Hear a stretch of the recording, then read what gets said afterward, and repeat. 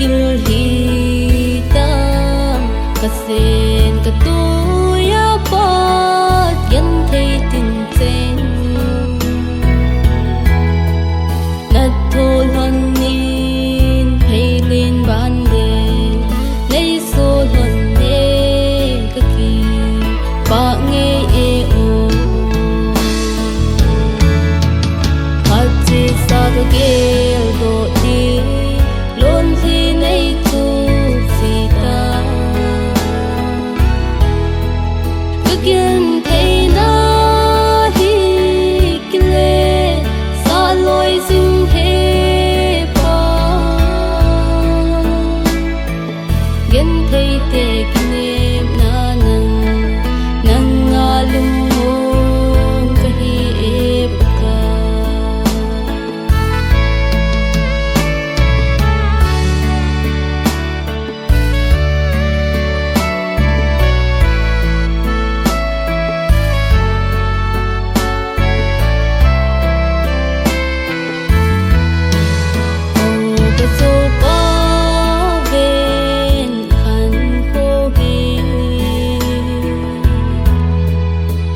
so pi cheng hoi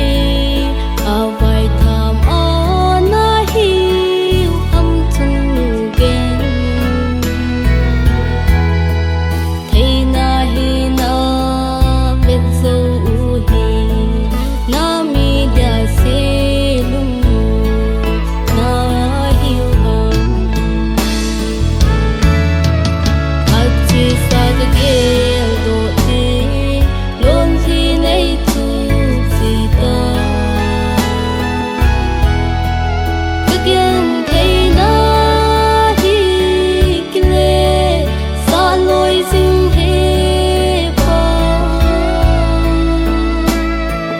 gen thei te kinem na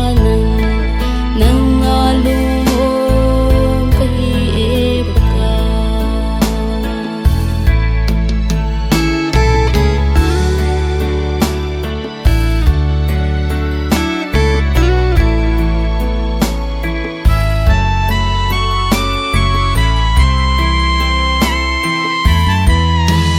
lo zu hen lang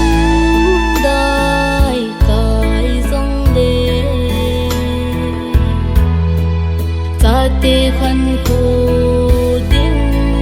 gel na